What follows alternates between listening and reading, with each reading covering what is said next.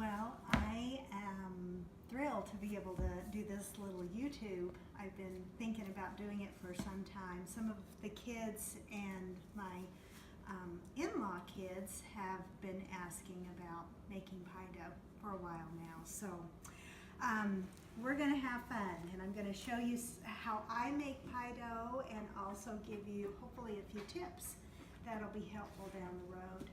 I want to tell you to start with where I got my recipe for pie dough many years ago when we were first married. I don't think I've ever bought pie dough before. I always make it because it's quick and easy and economical and delicious. So this is the cookbook that I use, and it's called The Frugal Gourmet Cooks American by Jeff Smith. And if you can see, I don't know if you can see that very well, but it almost falls right open to that one page because that may be the only recipe I've ever used out of this book. But it's been worth every dime of it. So this recipe makes delicious flaky pie dough. But again, I think it's the little tips that might help you to get it that way. First tip is the type of bowl that you use. And you see that I'm pulling it out of the fridge. Often I will keep my bowl in the fridge before I start because something about that coldness keeps your pie dough flaky. So I pulled it out, and this is an old-fashioned Pyrex bowl that I've only found in antique stores. I wish I knew the era, 50s, 60s, I think probably from then. I've tried plastic and I've done metal bowls before, and neither one of those seem to produce that flakiness that I like. Something about the way whatever these bowls are made of, they hold that coldness in so well that it really does help with the pie dough. So I very much recommend this kind of a bowl. So I pulled it out of the fridge, and what we're going to start with is 3 cups of flour in this recipe, which is enough for both your main pie crust, as well as say you're doing an apple pie and you want to make it lattice style, then that's enough in this as well, or it is enough for 2 pie crusts. So what I do, and this is another little tip, you make sure that you don't just scoop your flour, and this is all-purpose flour, but kind of stir it around. Can you see that okay? You kind of stir it around and get some air going in there, and then you gently put it into your measuring cup, and then I just take my little scooper and I level it off. I never shake it down or try to get too much in there, so let's just do that with all 3 here.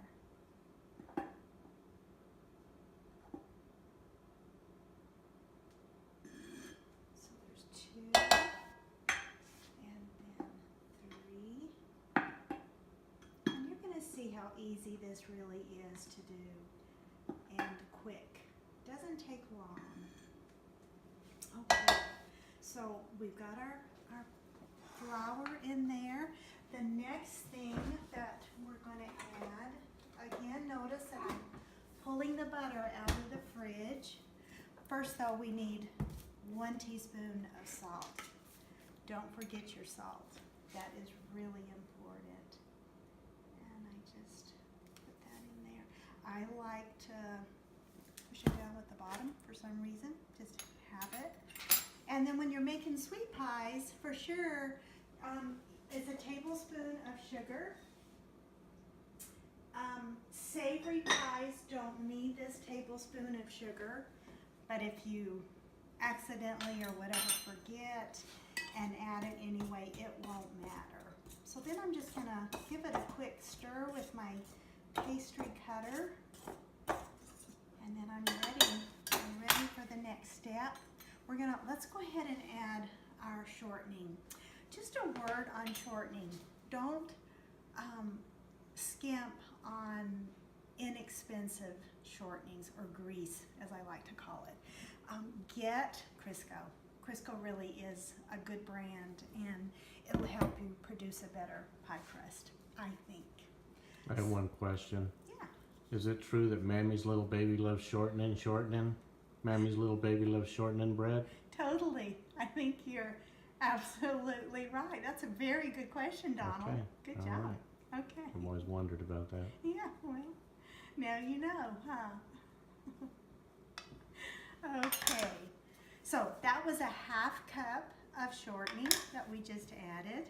And now we're going to add a half cup or 1 cube of salted butter. Do use salted butter. A lot of baked goods nowadays will say unsalted, but this one you want to use salted. I'm just going to cut this just to make it easier to cut it in. And I'm going to toss that in. My freshly washed hands before we started taping this. And then I'm going to take my pastry cutter and just start working it. Now, because the butter is cold, it takes just a little bit of muscle power, but it'll come together pretty quickly.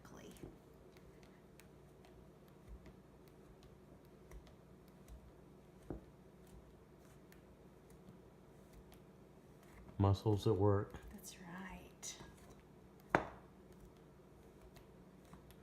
So you see how the chunks are pretty big still right now? Can you see that? Yes. Okay. I think they can too. They're not saying. All right. So it's coming. One thing I want to do though is get it off of the cutter so I can work that in as well. A lot of people use food processors, and I'm sure those are perfectly great, but I just as soon use this little guy. He's easy to throw in the dishwasher. I don't have to pull out a machine and do all of that. So, and this is when I can start really working it pretty quick in, and my little chunks of pie dough are getting smaller. You don't want them too small because I think the larger you don't want the butter too big, but you want them small enough, or large enough, I should say, that it stays pretty flaky. Okay, we're just about there.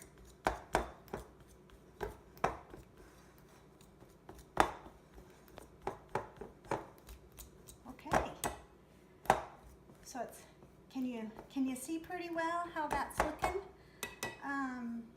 Maybe just a few little larger chunks in there, but that is all right. That'll be good. Okay, got that all in there.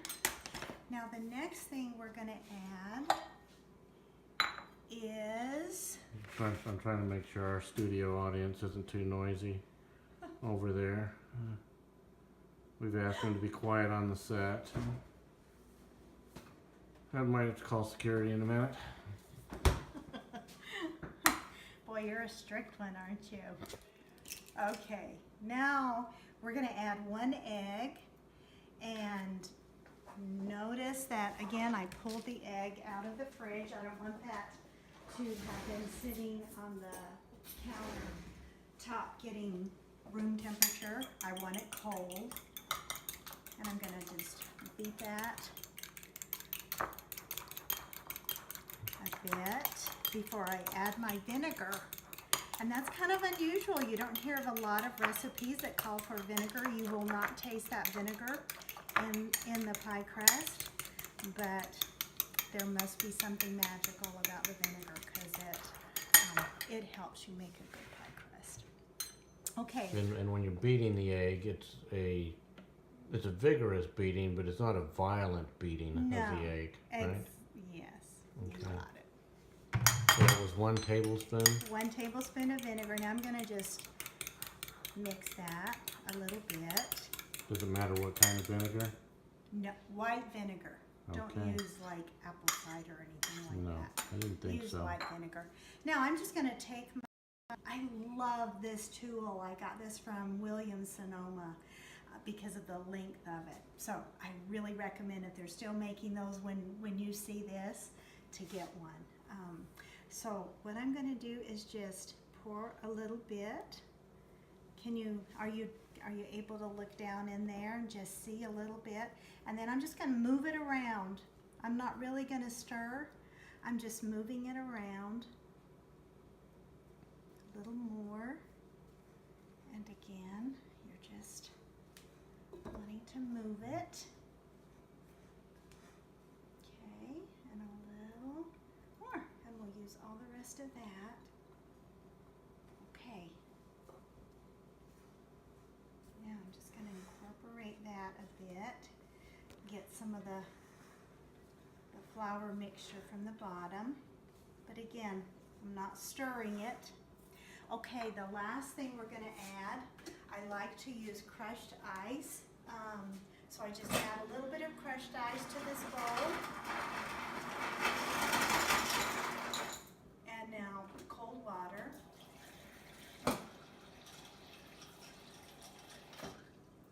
Okay. How do you know how much? We're going to measure it now. I'm going to get just enough to add 3 to 4 tablespoons of water. This cold. See how now it's melted the ice. So now I know I've got really nice cold water that I'm using. So we'll just go 1 tablespoon at a time and do exactly what we did a while ago. So there's 1, 2,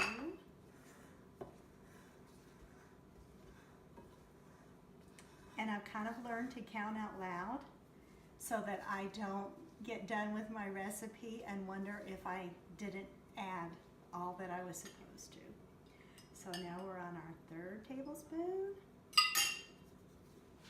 And let's see how that's kind of feeling. Sometimes 3 is just right.